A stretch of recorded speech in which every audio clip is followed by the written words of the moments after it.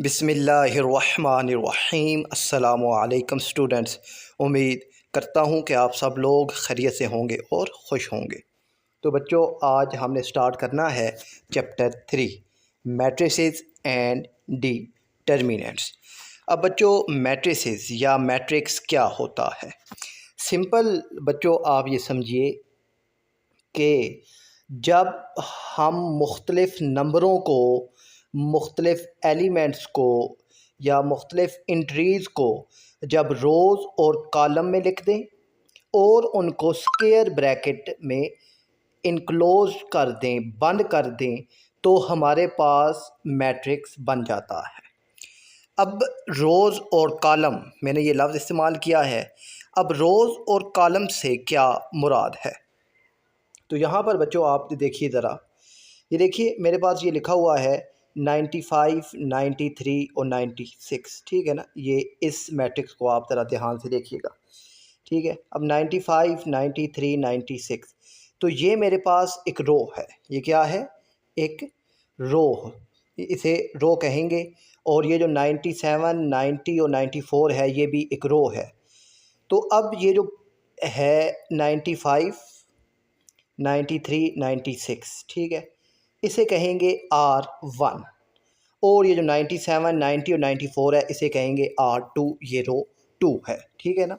यानी, और अब आप ज़रा ध्यान से देखिए, 95 और 97 ये आपके पास कॉलम है। 93 और 90 ये भी आपके पास क्या है? कॉलम है। 96 और 94 ये भी आपके पास एक कॉलम है। अब पहले जो कॉलम है इसे C1 कहते हैं, दूसरे को C2 और फिर इसे C3 कहते हैं, ठीक है। कॉलम के नाम है, होते कॉलम ही हैं। अब ज़रा और मैं आपको थोड़ा सा वादे करके समझाता हूँ। ये देखिए बच्चों, रो है। रोज़ क्या होती हैं? Horizontal arrangement of elements in a matrix is called a row. कि जो हॉरिजेंटल हैं, सीधी हैं, जैसे 5 to 6 ये बिल्कुल सीधा है, तो ये एक मैट्रिक्स है, सॉरी ये एक रो है। और ये अब ये 3, 1, 7 ये भी एक रो है। तो ये हॉरिजेंटल अरेंजमेंट ऑफ एलिमेंट्स होती है, ये रोज़ होती है। और अब ज़रा ध्यान से देखिए आप, कि अब ये देखिए ये 5, 3, 2, 1, 6, 7 ये वर्टिकल अरेंजमेंट है, ठीक है ना। ये आप देखिए, ये वर्टिकल जो arrangement of element in a matrix is called a column.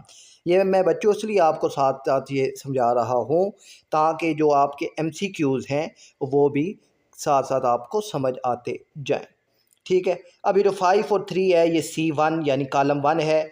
2 और 1 ये कॉलम 2 है। और ये 6 और 7 ये कॉलम 3 है। ये इनके नेम्स होते हैं, ठीक है। ये याद रखिएगा कि जो हॉरिजेंटल अरेंजमेंट है वो रोज़ हैं, और जो वर्टिकल अरेंजमेंट है वो कॉलम्स हैं। अब इसके बाद बच्चों जो आपको चीज़ मालूम होनी चाहिए वो है कि order of matrix. Order of matrix बच्चों आप सिंपल समझिए कि मैट्रिक्स का नेम है, ठीक है ना। अब अब मैंने नेम लफ्ज़ क्यों इस्तेमाल किया? कि वैसे जो जो मैट्रिक्स का आगे नेम आएगा वो और होगा। मैंने नेम इसलिए यहाँ पर इस्तेमाल किया कि अब मेरे पास बहुत सारे मैट्रिक्स हैं, आपके पास 3, 4, 5 मैट्रिक्स हैं। वो आपसे कहता है जी 2x2 का मैट्रिक्स या 4x4 का मैट्रिक्स आपने हल करना है। तो उसके लिए आपको मैट्रिक्स का ऑर्डर मालूम होना चाहिए, ठीक है। अब ऑर्डर क्या है कि यहाँ पर ज़रा इस चीज़ को समझिएगा कि अब जो रोज़ होती हैं मैट्रिक्स में, ठीक है ना, यहाँ पर जो नंबर ऑफ़ रोज़ हैं इनको रिप्रेजेंट करते हैं M से। किससे? M से इसको रिप्रेजेंट करते हैं। और जो नंबर ऑफ़ कॉलम्स हैं उन्हें N से रिप्रेजेंट करते हैं। तो जो मैट्रिक्स का जो ऑर्डर आता है वो आता है M × N। मतलब पहले रोज़ को लिखते हैं, फिर कॉलम को लिखते हैं। अब यहाँ पर ये जो मैट्रिक्स है आपके पास, ये 5 और 3, इसको देखिए ज़रा। अब इसमें आप देखिए जो रोज़ कितनी है, तो एक 5 वाली रो हो गई, एक 3 वाली रोज़ हो गई, तो 2 रोज़ हो गई। और कॉलम एक ही है, 5 और 3, तो एक कॉलम आ गया। तो अब इसका नाम आपने कैसे लिखना है? इसका नेम आएगा 2x1। पहले रोज़ आएंगी ना, रोज़ तो 2 हैं, एक 5 और एक 3, 2 रोज़ हैं। तो पहले रोज आ गई, 2 बाई कॉलम कितने हैं 1, तो 2 बाई 1 इसका नेम आ गया, 2 रोज एंड 1 कॉलम, या इसे 2 और 2,2 भी आप लिख सकते हैं। ये ऑर्डर ऑफ मैट्रिक्स होते हैं हमारे पास, ठीक है। अब जैसे कि आप इस मैट्रिक्स को देखिए ज़रा। अब इस मैट्रिक्स में रोज कितनी है 5 2 6, एक रोज आ गई, फिर 3 1 7 ये दूसरी रो आ गई, तो रोज कितनी हो गई 2, ठीक है। तो अब फिर अब कॉलम कितने हैं 5 3 एक कॉलम, 2 1 एक कॉलम, 6 और 7 एक कॉलम, तो कितने हो गए 1 2 और ये 3, तो 3 आ गए, तो 2 बाई 3 इसका जो ऑर्डर है वो आपके पास बन जाएगा, ठीक है। और आगे थोड़ा सा मूव करते हैं।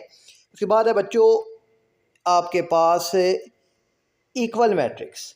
अब मैट्रिक्स कब इक्वल होता है, जब दो चीज़ें इक्वल हो जाएं, ऑर्डर इज सेम, कि उनका जो ऑर्डर है वो सेम हो। एक मैट्रिक अगर 2 बाई 2 का है तो दूसरा भी 2 बाई 2 का होना चाहिए।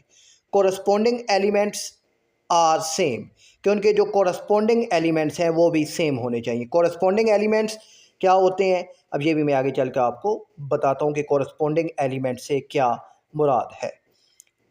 तो अब ये कोई भी मैट्रिक्स इक्वल कब होगा, जब दो चीज़ें होंगी, एक ऑर्डर और उनके कोरस्पोंडिंग एलिमेंट्स सेम होने चाहिए। और अब बच्चों मैंने आपको बताना है कोरस्पोंडिंग मैट्रिक्स। अच्छा तो चलें, कोरस्पोंडिंग से मुराद क्या है, कि जैसे कि अब आप देखिए जी इस मैट्रिक्स को, ठीक है ना, ये जो मैट्रिक्स है इसको देखिए। अब देखिए पहला मैट्रिक्स एक्स है, यहाँ पे 0 है, फिर यहाँ पर ना दूसरा मैट्रिक्स, दूसरा जो रो में 0 है, तो यहाँ क्या है 3 है। अब यहाँ पर ये 0 है, यहाँ क्या है 3 है, तो यहाँ पर अब ये इसको देखिए, यहाँ पर जो 4 एलिमेंट है 3, यहाँ पे 0 है, तो अब ये यानी ये पहला x है तो दूसरे मैट्रिक्स का पहला 0 है, तो ये सेम नहीं है, तो यहाँ पर ये जो है ये इनका ऑर्डर्स जो है ये इक्वल मैट्रिक्स नहीं है, ठीक है ना।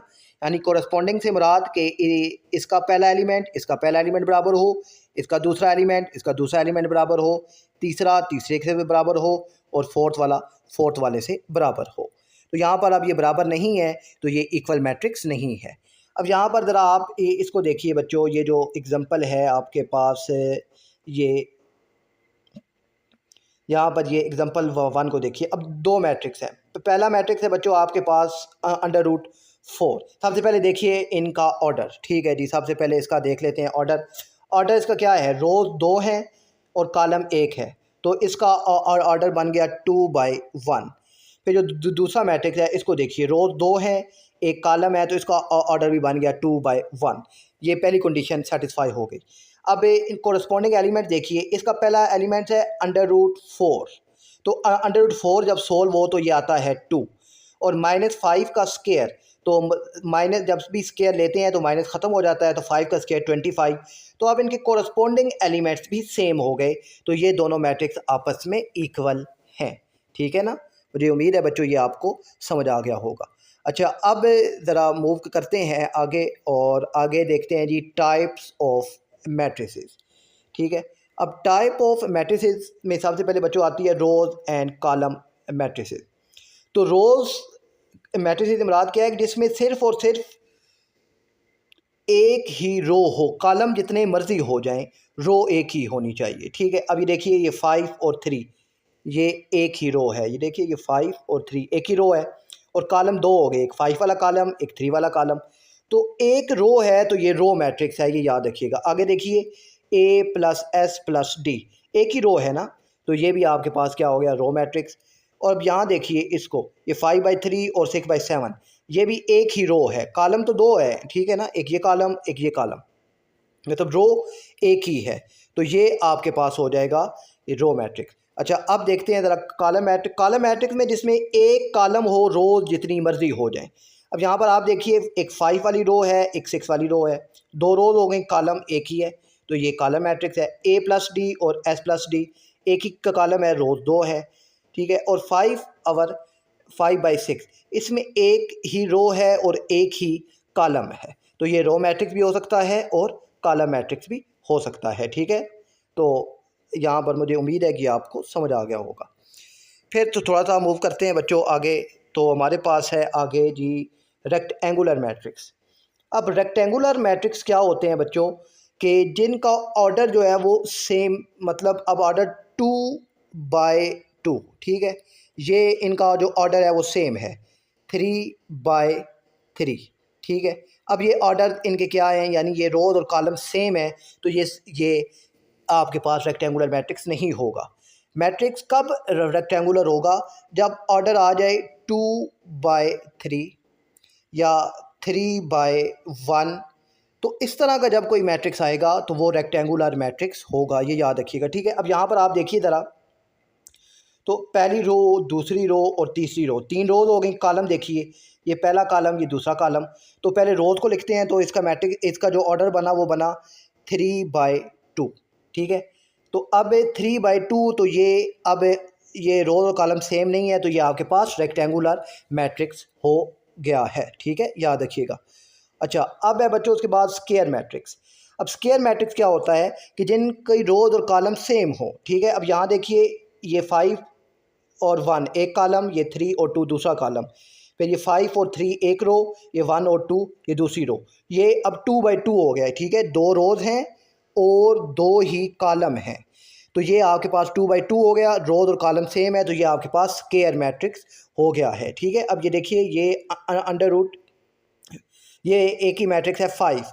तो अब इसका ऑर्डर जो है वो क्या है आपके पास 1/1, ठीक है ना। अब 1/1 है, रोज और कॉलम सेम है, तो ये भी आपके पास स्क्वायर मैट्रिक्स है, ठीक है, ये जो 5 लिखा हुआ है। और इसके बाद है बच्चों जी आपके पास नल मैट्रिक्स, जिसे ज़ीरो मैट्रिक्स भी कहते हैं या एडिटिव आइडेंटिटी मैट्रिक्स भी कहते हैं, कि जिसमें सारी एंट्रीज ज़ीरो हों, तो वो आपके पास नल मैट्रिक्स या ज़ीरो मैट्रिक्स होता है, ठीक है, ये याद रखिएगा। फिर है बच्चों आपके पास डायगोनल मैट्रिक्स। अच्छा, अब डायगोनल मैट्रिक्स क्या होता है, इसको ज़रा देखिएगा।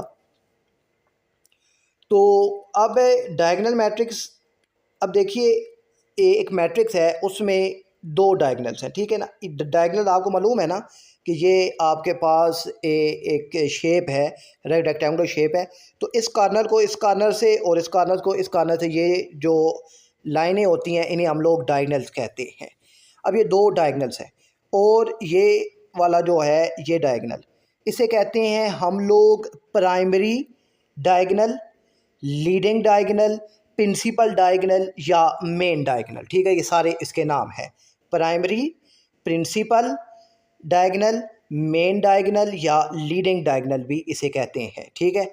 और ये जो दूसरा होता है हमारे पास, ठीक है ना, ये वाला, इसे हम लोग कहते हैं सेकेंडरी डायगोनल। क्या कहते हैं, सेकेंडरी डायगोनल कहते हैं। अब ये आपको अगर समझ आ गया है तो जो है डायगोनल मैट्रिक्स वो आपको समझ आ गया है। अब यहाँ ये देखिए, ये आपके पास 5 और ये √3 और ये 15, ये आपके पास मेन डायगोनल है, ये ज़ीरो नहीं है। मगर जो सेकेंडरी डायगोनल है ये ज़ीरो हो तो वो डायगोनल मैट्रिक्स होता है, ठीक है। मेन अब यहाँ देखिए 5 और यहाँ पर अगर मैं आपको दिखाऊं, देखिए ये जो है 0 और 5, ठीक है, 0 और 5 ये मेन डायगोनल है। इसमें एक एंट्री जो है वो ज़ीरो नहीं है, मगर जो सेकेंडरी डायगोनल है वो दोनों ज़ीरो हैं, ठीक है ना। सेकेंडरी डायगोनल दोनों ज़ीरो हैं, तो ये भी आपके पास डायगोनल मैट्रिक्स है। यहाँ आप देखिए, ये 3/3 का मैट्रिक्स है, तो 1, 0 और 5 ये मेन डायगोनल है। इसमें जो एंट्रीज हैं वो नॉन ज़ीरो हैं, यानी इनमें 1 और 5 मौजूद है। मगर जो सेकेंडरी डायगोनल है ये सारे का सारा क्या है, ज़ीरो है, तो ये आपके पास डायगोनल है, ठीक है। डायगोनल मैट्रिक्स इसे के कहेंगे। यहाँ पर ना कोई भी एंट्रीज हो सकती हैं, ठीक है, 1, 2, 3, 4, 5, 6, 7 कुछ भी हो सकता है। फिर डी को देखिए, अब डी को आप देखिए तो इसका जो मेन डायगोनल है ये 0, 0 है, मगर जो सेकेंडरी डायगोनल है वो 0 नहीं है, तो ये आपके पास डायगोनल मैट्रिक्स नहीं है। डायगोनल मैट्रिक्स में जो मेन मैट्रिक्स है, जो मेन मैट्रिक्स है उसमें वो ज़ीरो ना हो, ठीक है ना। कम से कम उसमें एक एंट्री ऐसी होनी चाहिए, जिस तरह ये बी मैट्रिक्स में है कि 5 जो है मेन डायगोनल में, एक एंट्री ऐसी होनी चाहिए जो ज़ीरो ना हो, बाकी बेशक सारी ज़ीरो हो, तो वो आपके पास डायगोनल मैट्रिक्स होता है। फिर है जी बच्चों आपके पास स्केलर मैट्रिक्स। अच्छा ना, डायगोनल और स्केलर मैट्रिक्स और यूनिट मैट्रिक्स, ये ज़रा इनको ध्यान से समझिएगा बच्चों आप। स्केलर मैट्रिक्स ज़रा आप ये जो मैट्रिक्स है पी, इसको देखिए। इसके अब ये जो मेन डायगोनल है इसमें दोनों एंट्रीज 5 5 हैं, ठीक है, दोनों एंट्रीज 5 5 मौजूद हैं। यहाँ आप इस मैट्रिक्स को देखिए तो यहाँ 3 और √9 है।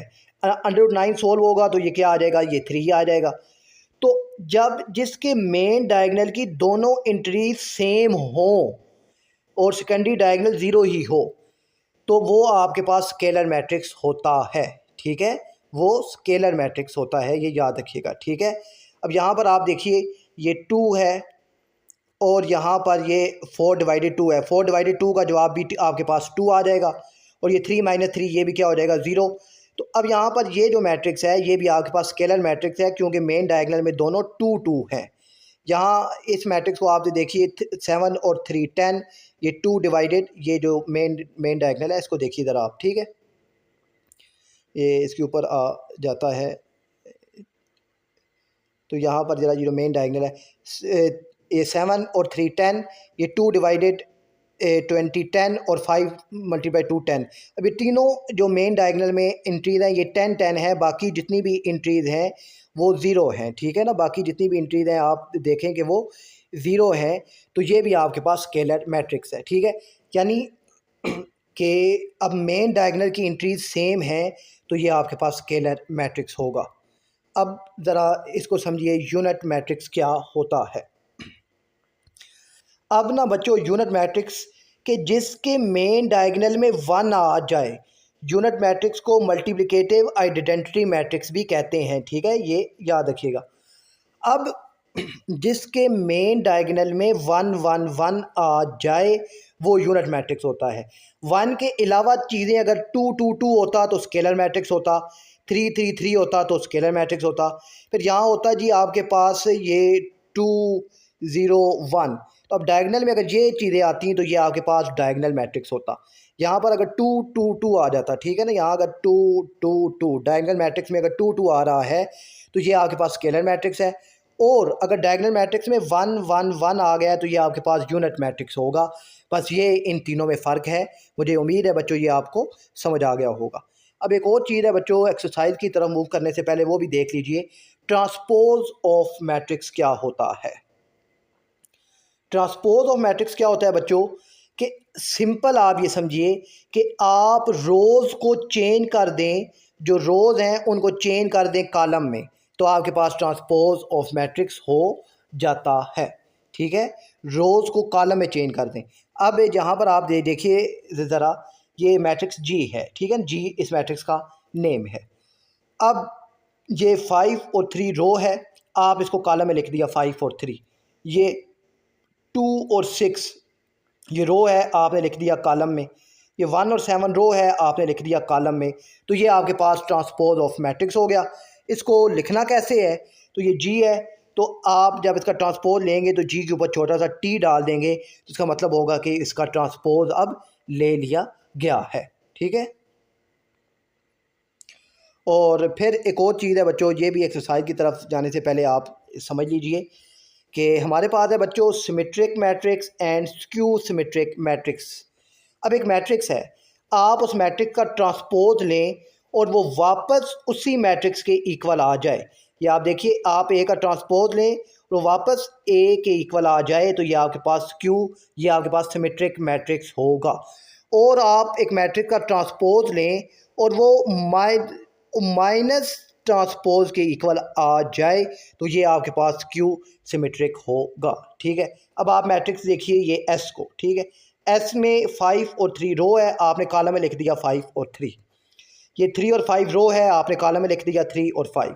अब देखिए ट्रांसपोज लेने के बाद भी दोनों मैट्रिक्स आपस में सेम हैं, तो एस का ट्रांसपोज वापस एस के इक्वल आ गया है, तो ये जो है ये आपके पास सिमेट्रिक मैट्रिक्स है, ठीक है, ये याद रखिएगा, ये क्या है, सिमेट्रिक मैट्रिक्स है।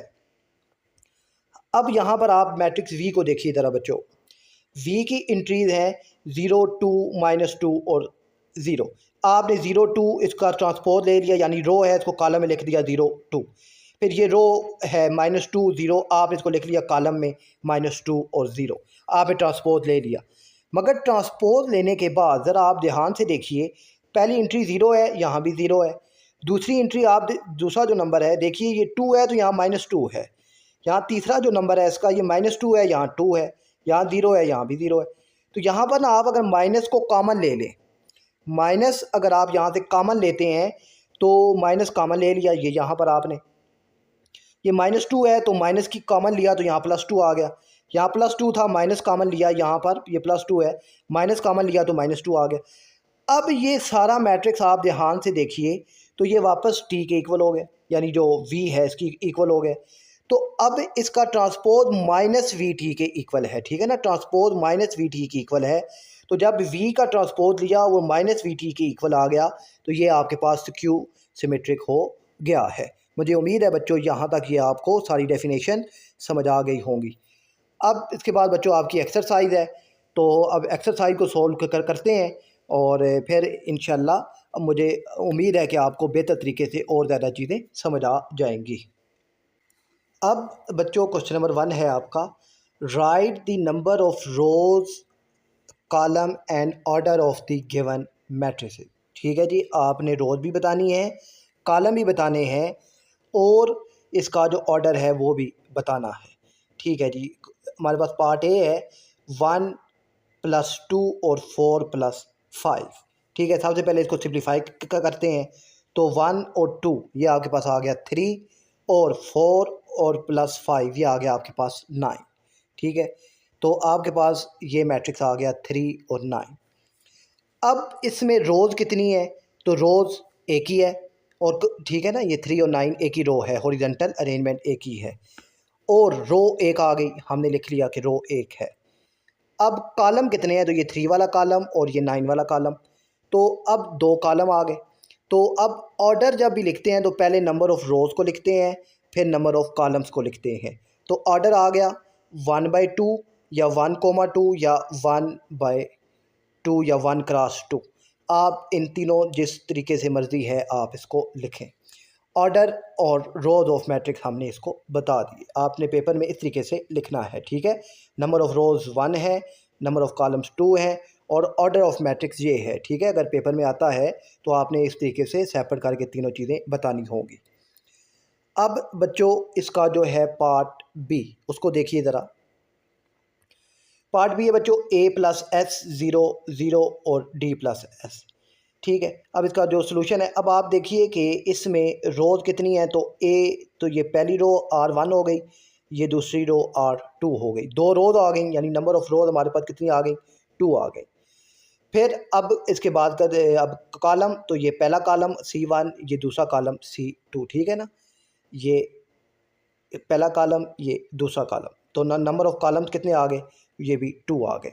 अब दोनों सेम है, तो अब जब भी ऑर्डर लिखते हैं तो पहले रोज़ को लिखते हैं, तो 2/2, 2 × 2, 2,2 या 2/2, तो इसका ये ऑर्डर आ गया है। ठीक है, मुझे उम्मीद है बच्चों ये आपको समझ आ गया होगा।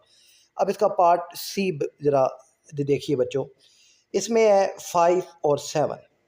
ठीक है, अब यहाँ पर 5 और 7 है, तो अब इसमें रोज़ कितनी है, तो रोज़ एक ही है 5/7, और कॉलम कितने हैं, कॉलम भी एक ही है, तो नंबर ऑफ़ रोज़ भी 1, नंबर ऑफ़ कॉलम भी 1।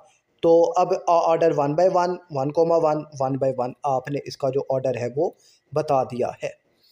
अब मूव करते हैं इसका जो पार्ट है डी उसकी तरफ।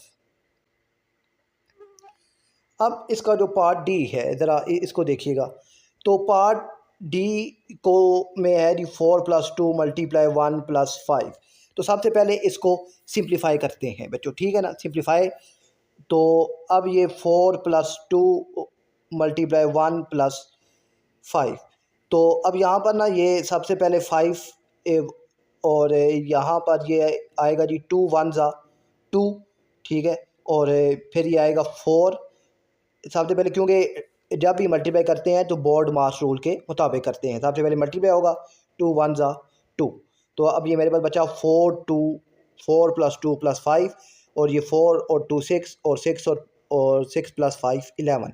तो मेरे पास अब ये जो न्यू मैट्रिक्स आ गया है वो आ गया है 11। अब बच्चों इसमें रोज़ कितनी है वो भी एक है, कॉलम वो भी एक है, नंबर ऑफ़ रोज़ भी एक, नंबर ऑफ़ कॉलम भी एक। इसका जो ऑर्डर बना 1 बाय 1, 1,1, 1 बाय 1। ये इसके पास ये आपने इसका नंबर ऑफ़ रोज़ भी बता दिए, कॉलम भी बता दी और इसका जो ऑर्डर है वो भी आपने बता दिया है।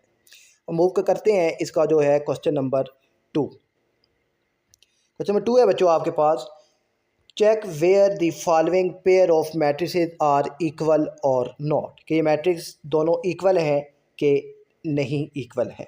ओके, तो यहाँ पर बच्चों अब सबसे पहले इक्वल मैट्रिक्स के लिए देखते हैं ऑर्डर। तो इस मैट्रिक्स का ऑर्डर सबसे पहले हम देखेंगे। तो रोज़ कितनी है, रोज़ 1 2, 2 रोज़ हैं और कॉलम भी 2 हैं। तो इस मैट्रिक्स का जो ऑर्डर है वो आ गया जी मेरे पास 2 बाय 2। इसमें रोज़ कितनी है, 1 और 2 रोज़ हैं, कॉलम ये एक कॉलम ये दूसरा कॉलम। तो इसका ऑर्डर, पहली कंडीशन सेटिस्फाई हो गई कि दोनों का ऑर्डर सेम होना चाहिए, सेम है। जब ऑर्डर सेम हो गया तो अब इनकी कोरस्पॉन्डिंग एलिमेंट्स देखने हैं। तो पहला एलिमेंट है जी यहाँ पे 1। यहाँ पर देखिए ये प्लस और ये माइनस दोनों कैंसिल हो गए, तो यहाँ आंसर आ गया 0।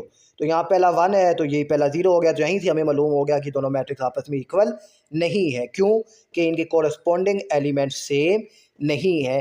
तो ये दोनों, ये जो पार्ट ए है ये पेयर आपस में इक्वल नहीं है। तो इसका पार्ट बी देखते हैं बच्चों। तो पार्ट बी है जी हमारे पास है 1 2 3। तो यहाँ पर है 1 + 2 + 3, तो 3 और 2 5 और 6। तो ये मैट्रिक्स आ गया जी 1 + 2 + 3 का आंसर आ गया 6। अब यहाँ पर ना एक मैट्रिक्स है आपके पास 1 2 3 जिसमें एक रो है और 3 कॉलम है, और दूसरा मैट्रिक्स है जिसमें एक रो है एक कॉलम है। तो दोनों का ऑर्डर ही सेम नहीं है। क्यों? कि जो पहला मैट्रिक्स है इसका जो ऑर्डर है वो है 1 बाय 3, और ये जो दूसरा मैट्रिक्स है इसका ऑर्डर है 1 बाय 1। तो जब ऑर्डर ही सेम नहीं है तो दूसरे पॉइंट को देखने की ज़रूरत ही नहीं है। तो हम यहीं से इसको बता सकते हैं कि ये आपस में इक्वल नहीं है। और इसका जो पार्ट सी है इसको देखिए ज़रा बच्चों। तो इसका जो पार्ट सी है कि 1, पहला मैट्रिक्स है 1 बाई 2, एक दूसरा है 1 और 2। अब ये जो है ना ये 1 बाई 2, इसमें का मतलब है कि एक ही रो है एक ही कॉलम है। तो इसका जो ऑर्डर है वो है 1 बाय 1। दूसरे में देखिए 2 रोज़ हैं एक कॉलम है, तो इसका ऑर्डर बना 2 बाय 1। ऑर्डर ही सेम नहीं है तो ये दोनों मैट्रिक्स आपस में भी सेम नहीं है। ठीक है। और अब इसका जो है पार्ट डी उसको देखते हैं ज़रा। तो पार्ट डी को ज़रा बच्चों देखिए। अब पार्ट डी को ना बच्चों इसको ज़रा सॉल्व करना पड़ेगा। तो इसको सॉल्व करते हैं। तो अब ये जो पहला मैट्रिक्स है इसको सॉल्व करते हैं। तो पहला मैट्रिक्स को ये सॉल्व की, अच्छा 1 + 0 ये आ गया 1, 0 + 0 ये 0 आ गया, 0 × 0 ये भी 0 आ गया, 1 - 0 ये भी आ गया 1। अब पहला मैट्रिक्स आपके पास आ गया 1 0 0 1, ये आपके पास अब यूनिट मैट्रिक्स आ गया। ठीक है ना, क्योंकि इसके डायगोनल में, मेन डायगोनल में 1 1 है। अच्छा, पहला मैट्रिक्स ये आ गया। अब दूसरे मैट्रिक्स को ज़रा ठीक करते हैं। ये 5 × 5 डिवाइडेड 25, तो 5 5 = 25 डिवाइडेड 25, तो ये आ गया 25/25। तो ये आपके पास बन गया 1। दूसरा देखिए, ये 3 × 0, तो 0/7, तो 0/7 का जो आंसर है वो क्या आ गया, 0 आ गया। ठीक है। फिर इस मैट्रिक्स को देखिए 2 - 17 + 15। तो अब ये यहाँ पर ना अब सबसे पहले बोर्ड मास के हिसाब से प्लस होता है। तो +15 और -17, तो यहाँ पर आएगा जी 17 में से 15 गए तो आंसर आया 2। बड़ी वैल्यू 17 है, इसका साइन माइनस है तो -2 और ये +2 आपस में कैंसिल। तो यहाँ पर इसका जवाब आ गया 0। ठीक हो गया। अच्छा, अब ज़रा ये तीसरी इंट्री को देखिए। ये 17 70 से कैंसिल हो जाएगा तो आंसर क्या बचेगा, 1। तो ये 4 इंट्री भी आ गई 1। अब यहाँ से ज़रा आप देखिए, इन दोनों को देख लीजिए। ठीक है ना, दोनों का जो ऑर्डर है वो इसका, और रोज़ कितनी है, 2 रोज़ हैं 2 कॉलम है, तो 2 बाय 2। और ठीक है ना, ये 2 बाय 2 आ गया। और ये भी, इसका भी ऑर्डर क्या आ गया, 2 बाय 2 आ गया। ऑर्डर भी सेम है, इंट्रीज भी सेम है, तो ये दोनों आपस में इक्वल हैं। तो ये जो डी है डी वाली एंट्रीज आपस में इक्वल हैं। और बच्चों आपके पास है अब क्वेश्चन नंबर 3। हैदर, अच्छा जी, Haider, Hassan and Ahmed scored 7 points, 11 points and 10 point. अच्छा, इस तरह का जो सवाल आता है ना, इसको ज़रा ध्यान से देखिएगा। पहले नाम हैदर है तो पहले पॉइंट हैदर के होंगे, दूसरा हसन है तो दूसरे पॉइंट हसन के हैं, तीसरा नंबर पे अहमद है तो तीसरे पॉइंट जो है ये अहमद के होंगे। ठीक है, इनके पॉइंट्स आ गए। एक मैथमेटिक्स का हुआ है कुछ, इन्होंने ये नंबर हासिल किए हैं। Display the data in rows matrix and column matrix. Okay, rows में हमने हमारे पास तीनों की एंट्रीज मौजूद हैं 7, 11 और 10। तो रोज़ में क्या आ जाएगा 7, 11 और 10। जिस सीक्वेंस से नेम है, ठीक है, उसी सीक्वेंस से आपने इनको लिख दिया रोज़ में। ठीक है, 7, 11 और 10। ठीक है ना। अब से यहाँ पर उसने बताया भी है कि जो मैट्रिक्स रो है उसका नाम आर होगा, जो कॉलम मैट्रिक्स है उसका नाम सी होगा। अब कॉलम में तो इसी का आप अगर ट्रांसपोज लेते हैं, ठीक है, रो का ट्रांसपोज ले लें तो ये आपके पास कॉलम मैट्रिक्स बन जाएगा। ठीक है, 7, 11 और 10। या आपने पहले हैदर के, फिर हसन के और फिर अहमद के नंबर लिख दिए तो ये आपके पास कॉलम मैट्रिक्स बन गया है। मुझे उम्मीद है कि ये क्वेश्चन नंबर 3 आपको समझ आ गया होगा। अब मूव करते हैं बच्चों क्वेश्चन नंबर 4 की जानिब। तो क्वेश्चन नंबर 4 है बच्चों आपके पास, write the most appropriate types of the following matrices. कि जो अब मोस्ट अप्रोप्रिएट यानी दो या दो से ज़्यादा भी नेम हो सकता है मैट्रिक्स का। ठीक है ना। अब जैसे कि अब ये जो मैट्रिक्स है, सबसे पहले आप इस मैट्रिक्स का देखिए ऑर्डर। और ऑर्डर क्या है, 2 रोज़ हैं, 2 कॉलम है, तो 2/2। तो ये 2/2 का मैट्रिक्स है, तो ये आपके पास स्क्वायर मैट्रिक्स भी, इसका नाम स्क्वायर मैट्रिक्स भी है। मगर उसने कहा है कि मोस्ट अप्रोप्रिएट नेम बताइए। तो मोस्ट अप्रोप्रिएट, तो अब तो हम वो बताते हैं ऐसे। अब देखिए इसका जो मेन डायगनल है उसमें दोनों एंट्रीज क्या हैं, 5, 5, और सेकेंडरी जो डायगनल है इसमें 0, 0 है। तो ये आपके पास स्केलर मैट्रिक्स होगा, ये आपके पास स्केलर मैट्रिक्स होगा। मुझे उम्मीद है कि ये आपको समझ आ गया होगा कि अप्रोप्रिएट टाइप से क्या मुराद है। ठीक है, ये स्क्वायर मैट्रिक्स भी हो सकता है, मगर हमने जो उसका असल नाम जो है वो स्क्वायर मैट्रिक्स है, तो हमने इसे स्केलर मैट्रिक्स है, तो हमने इसे बता दिया कि ये स्केलर मैट्रिक्स है हमारे पास। अच्छा, पार्ट बी को देखिए ज़रा बच्चों। तो पार्ट बी है जी में हमारे पास देखिए 3 + 0, तो ये आ गया 3। ठीक है, अब ये मैट्रिक्स आपके पास बन गया 0, 0, 0 और 3। अब यहाँ पर अब इसका जो मेन डायगनल है, मेन डायगनल को ज़रा फोकस कीजिएगा बच्चों, 0 और 3। अब मेन डायगनल में एक एंट्री जो है ये 3 मौजूद है।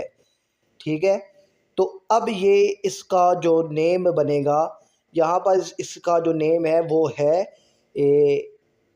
डायगनल मैट्रिक्स है। ये आपके पास कौन सा है, डायगनल मैट्रिक्स है। ठीक है ना। अब अप्रोप्रिएट नेम बताना है ना, तो यहाँ पर ये स्क्वायर मैट्रिक्स भी है, क्योंकि इनका ऑर्डर सेम है ना, 2 रोज़ हैं, 2 कॉलम है, 2/2 है, तो ये स्क्वायर मैट्रिक्स भी है। तो मगर यहाँ पर अप्रोप्रिएट नेम मतलब अब ये आपके पास डायगनल मैट्रिक्स है। ठीक है, ये याद रखिएगा। और इसका जो है बच्चों पार्ट सी, उसको देखिए ज़रा।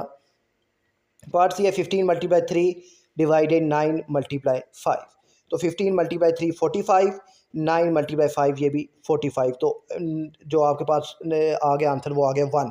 तो ये आपने मैट्रिक्स बना लिया 1। अब 1 है तो ये आपके पास आइडेंटिटी मैट्रिक्स या यूनिट मैट्रिक्स कहलाएगा। ठीक है ना, आइडेंटिटी मैट्रिक्स या यूनिट मैट्रिक्स ये आपके पास इसका नेम है, अप्रोप्रिएट नेम है। डी पार्ट को देखिए ज़रा बच्चों। डी है √6 25 / 25, 17 + 15 - 32, 18 - 19 + 1 और 3/√9। इसको सिम्प्लीफाई के करते हैं। अब √6 25 अगर आप लें तो ये आता है 25/25, पहली एंट्री 1 आ गई। 17 + 15 - 32, तो अब ये इसका जो सबसे पहले 17 और 15, ये 32 + 32, जिसका जवाब आ गया 0। फिर 18 - 19 + 1, तो इसका जवाब भी आ गया 0। और अंडर रूट 9 अगर आपके कैलकुलेटर में ले तो ये आता है 3 से कैंसिल होकर ये आ गया आपके पास 1 आ गया है। ठीक है, सबको आपने सॉल्व कर लिया है। अब जो आपके पास जो मैट्रिक्स बना वो है जी आपके पास 1 0 और 0 और 1, ये आपके पास मैट्रिक्स बन गया है। अब देखिए इसके डायगोनल में क्या है, 1 1 है, तो ये भी आपके पास आइडेंटिटी मैट्रिक्स या यूनिट मैट्रिक्स कहलाएगा। ठीक है ना, डायगोनल में, क्योंकि मेन डायगोनल में 1 1 आ गया है। अच्छा, अब इसका जो पार्ट ई है इसको ज़रा देखिएगा बच्चों ध्यान से। तो पार्ट ई जो है इसका ये है जी 6 + 2 -3 + 3 0 और 8। ये -3 + 3 यहाँ से कैंसिल हो गए, तो 6 और 2 ये 8 हो गए, 0, फिर यहाँ भी नीचे 0, यहाँ पे 8, तो ये मैट्रिक्स आपके पास बन गया है। अब इसके डायगोनल में दोनों एंट्रीज सेम है, जो मेन डायगोनल है और जो सेकेंडरी डायगोनल है वो क्या है, 0 0 है। तो जब मेन डायगोनल में 1 के अलावा चीज़ें सेम आ जाएँ तो ये होता है स्केलर मैट्रिक्स। तो ये आपके पास स्केलर मैट्रिक्स है। मुझे उम्मीद है बच्चों ये आपको समझ आ गया होगा। तो अब इसका जो है क्वेश्चन नंबर 5, इसको देखते हैं जी। क्वेश्चन नंबर 5 क्या है? क्वेश्चन नंबर 5 कहता है जी check for symmetric and skew symmetric matrices from the following. ठीक है, अच्छा ओके, आपने सिमेट्रिक और स्क्यू सिमेट्रिक देखना है। ये आगे पास मैट्रिक्स है एक 5 2 3 2 9 6 और 3 6 3। ठीक है, आप मुझे कमेंट्स में बताइए कि ये इसका जो क्वेश्चन नंबर 5 का पार्ट ए है इसका ऑर्डर क्या है। ठीक है, आपने मुझे इसका ऑर्डर के कमेंट्स में लाजमी बताना है। तो अब सबसे पहले बच्चों ये मैट्रिक्स ए है, हम इस मैट्रिक्स ए का क्या मालूम करते हैं जी, इस मैट्रिक्स ए का ट्रांसपोज मालूम करते हैं। ट्रांसपोज 5 2 3 रो है, ये आ जाएगा कॉलम में 5 2 3। 2 9 6 रो है, ये कॉलम में आ जाएगा 2 9 6। 3 6 3 ये रो है, तो ये भी आ जाएगा कॉलम में 3 6 3। ठीक है, रोज़ को कॉलम में हमने लिख दिया है। अब रोज़ को कॉलम में लिखने के बाद ज़रा आप इनकी एंट्रीज को दोबारा देखिए कि पहली 5 2 3, ये भी 5 2 3, हमने ट्रांसपोज भी लिया, फिर भी वही है। 2 9 6, यहाँ भी 2 9 6, यहाँ पे 3 6 3, यहाँ भी 3 6 3। तो मतलब क्या हुआ कि ट्रांसपोज लेने के बाद भी वापस मैट्रिक्स उसी के इक्वल है, यानी अपने मेन जो मैट्रिक्स है उसी के इक्वल आ गया है। तो ये आपके पास सिमेट्रिक मैट्रिक्स है। ये क्या है? सिमेट्रिक मैट्रिक्स है। इसको ये आपको समझ आ गया होगा, मुझे उम्मीद है। ठीक है ना, ट्रांसपोज लेने के बाद भी मैट्रिक्स अगर उसी के इक्वल आ जाए तो ये आपके पास सिमेट्रिक मैट्रिक्स होता है। बी पार्ट ज़रा बच्चों उसका आप देखिए। तो बी पार्ट क्या है कि मेरे पास मैट्रिक्स है ए 0 9 -9 0। मैंने इसका ट्रांसपोज लिया, 0 9 रो है, मैंने इसको कॉलम में लिख दिया 0 9। -9 0 रो है, मैंने इसको कॉलम में लिख दिया -9 और 0। आप ज़रा इसको ध्यान से देखिए दोनों मैट्रिक्स को। पहली एंट्री 0, पहली 0, यहाँ पे पहली 9 है, यहाँ पे -9 आ गई। यहाँ पे दूसरी ये तीसरी -9 है, यहाँ पे +9 है, यहाँ पे 4 0, तो ये 0 है। तो यहाँ पर ना अब इंट्रीज सेम है, सिर्फ साइन का मसला है, तो हम माइनस को कॉमन ले लेते हैं। माइनस हमने यहाँ से ले लिया जी कॉमन। ओके, माइनस जब हमने यहाँ से लिया कॉमन तो फिर क्या हुआ, मैं जब माइनस कॉमन लिया तो अब इसके साथ माइनस था, तो माइनस कॉमन लेने की वजह से ये माइनस क्या हो गया, यहाँ से ये माइनस जो है ये ख़त्म होकर ये हो जाएगा +9। यहाँ पे +9 है, तो ये जब माइनस कॉमन लेंगे तो ये +9 की जगह क्या आ जाएगा, -9 आ जाएगा। तो अब ये जो मैट्रिक्स है ये माइनस कॉमन लेने के बाद फिर वो अपने ट्रांसपोज के इक्वल हो गया है, यानी अपने मेन मैट्रिक्स के इक्वल हो गया है। तो जब ए का ट्रांसपोज लें और वो -a के इक्वल आ जाए तो ये आपके पास स्क्यू सिमेट्रिक होता है। ठीक है, याद रखिएगा ये क्या होता है, ये स्क्यू सिमेट्रिक होता है कि जब आप एक मैट्रिक्स का जो ट्रांसपोज है वो -a के इक्वल आ जाए। तो मुझे उम्मीद है कि ये आपको समझ आ गया होगा क्यू सिमेट्रिक भी।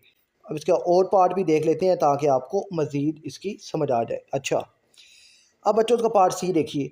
तो ये है जी 0 -2 -4, फिर 2 0 -2 और 4 2 और 0। ये आगे मेरे पास एक मैट्रिक्स है ए। मैथमेटिक्स का ट्रांसपोज लेता हूँ। ट्रांसपोज मेरे पास रो है 0 -2 और -4, मैंने इसको कॉलम में लिख दिया 0 -2 -4। दूसरी रो है मेरे पास 2 0 -2, मैंने इसको लिख लिया कॉलम में 2 0 -2। तीसरी रो है 4 2 0, मैंने इसको लिख लिया 4 2 और 0। अब यहाँ पर ज़रा आप देखिए, यहाँ पे ये जो दूसरी एंट्री है ये -2 है, यहाँ पे +2 आ गई है।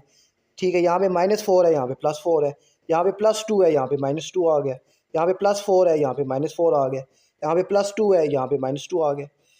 तो अब यहाँ पे इसका मतलब क्या हुआ कि अगर यहाँ से माइनस को मैं ले लूँ कॉमन, माइनस मैंने अब कॉमन ले लिया। ठीक है, माइनस कॉमन लेने से ये जो -2 है, ठीक है, ये भी अब माइनस कॉमन लेने से ये +2 क्या हो जाएगा, -2 हो जाएगा।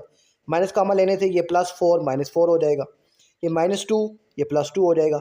यानी वापस अपने माइनस कॉमन लेने के बाद अपने ओरिजिनल मैट्रिक्स में वापस आ चुका है।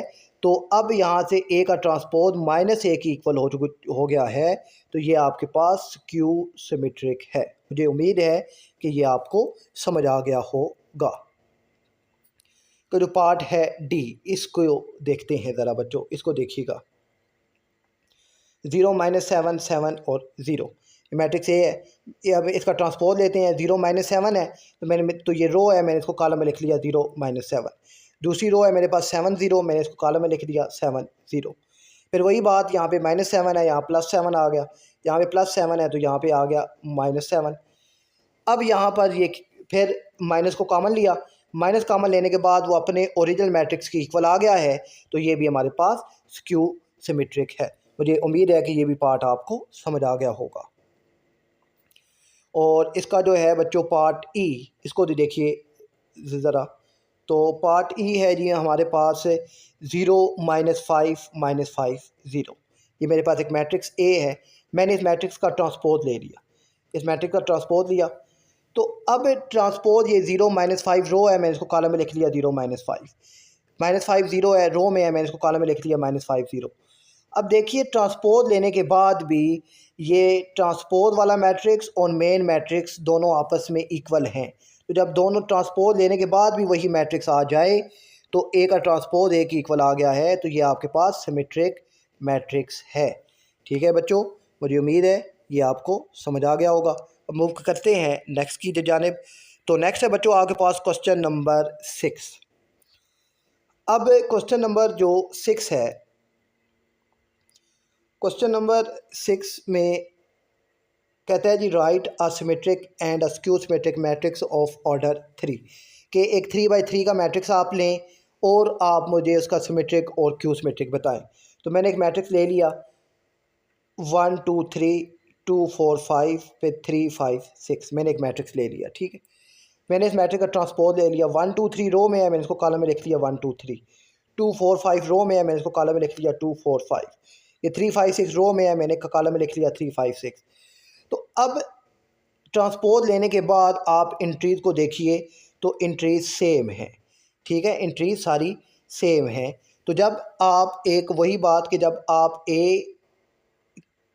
किसी मैट्रिक्स का ट्रांसपोज लें और वो वापस उसी मैट्रिक्स की इक्वल आ जाए तो ये आपके पास सिमेट्रिक मैट्रिक्स होता है। ठीक है, ये आपके पास सिमेट्रिक मैट्रिक्स है। अब स्क्यू सिमेट्रिक के लिए बच्चों आपने एक मैट्रिक्स लिया, तो अब ये स्क्यू सिमेट्रिक जो है, अब एक 3x3 का ऑर्डर है, तो मैंने एक मैट्रिक्स ले लिया 0 1 2 -1 0 3 -2 -3 और 0। अब मैंने इसका ट्रांसपोज लिया, ये 0 1 2 रो में है, मैंने कॉलम में लिख लिया 0 1 2। फिर -1 0 3 रो में है, मैंने कॉलम में लिख लिया -1 0 3। ये -2 -3 और 0 ये रो में है, मैंने इसको कॉलम में लिख दिया ये। अब यहाँ पर आप देखिए ये +1 है, यहाँ पे -1 हो गया, यहाँ पे +2 है, यहाँ पे -2 हो गए, -1 है +1 हो गए, मतलब यहाँ पे प्लस है, यहाँ पे माइनस आ गया है। तो मैंने ना यहाँ से ले लिया माइनस कॉमन लेने के बाद मेरे पास अब ये -1 है, माइनस बार कॉमन लेंगे तो माइनस माइनस ये +1 वापस आ जाएगा। माइनस कॉमन लेंगे -2 माइनस माइनस प्लस +2 वापस आ गया। तो यानी अब यहाँ पर ना कि मैंने अब एक मैट्रिक्स का ट्रांसपोज लिया और ट्रांसपोज जो है, ठीक है ना, वो जो है वो के इक्वल आ गया है। ठीक है, ट्रांसपोज अपने मेन मैट्रिक्स के में वापस तो आया मगर साथ माइनस भी आ गया है। तो जब इस तरह की सिचुएशन हो जाए तो ये से हम कहते हैं स्क्यू सिमेट्रिक। मुझे उम्मीद है बच्चों ये एक्सरसाइज आपको समझ आ गई होगी। अपना ख्याल रखिएगा, वीडियो को लाइक शेयर लाजमी कीजिएगा और कमेंट्स में बताइएगा कि आपको वीडियो कैसी लगी। अपना बहुत सारा ख्याल रखिएगा। अल्लाह हाफिज़।